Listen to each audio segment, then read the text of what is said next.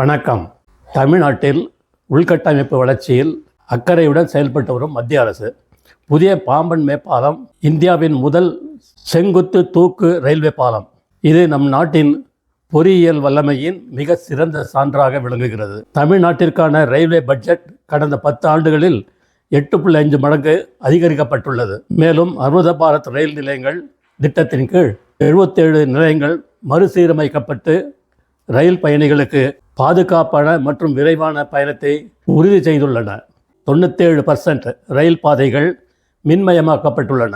16 Vande Bharat express ரயில் சேவைகள் சுகமான பயண அனுபவங்களை வழங்குவதுடன் முக்கிய நகரங்களுக்கிடையே விரைவான பயணத்தையும் உறுதி செய்கின்றன.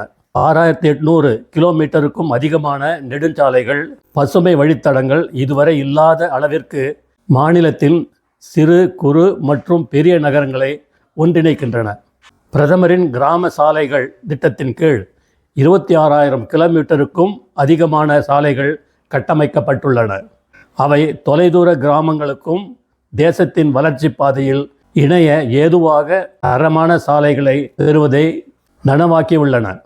தமிழ்நாட்டில் 235 கோடி மதிப்பிலான துறைமுகம் உட்கட்டமைப்பு வளர்ச்சி திட்டம் சென்னை துறைமுகத்தில் நவீனமயமாக்கல் பணிகளை விரைவுபடுத்துவதுடன் சரக்கு கையாளும் திறனையும் அதிகரித்துள்ளது. காமராஜர் துறைமுகத்தின் உள்கட்டமைப்பையும் இத்திட்டம் வலுப்படுத்தி உள்ளது.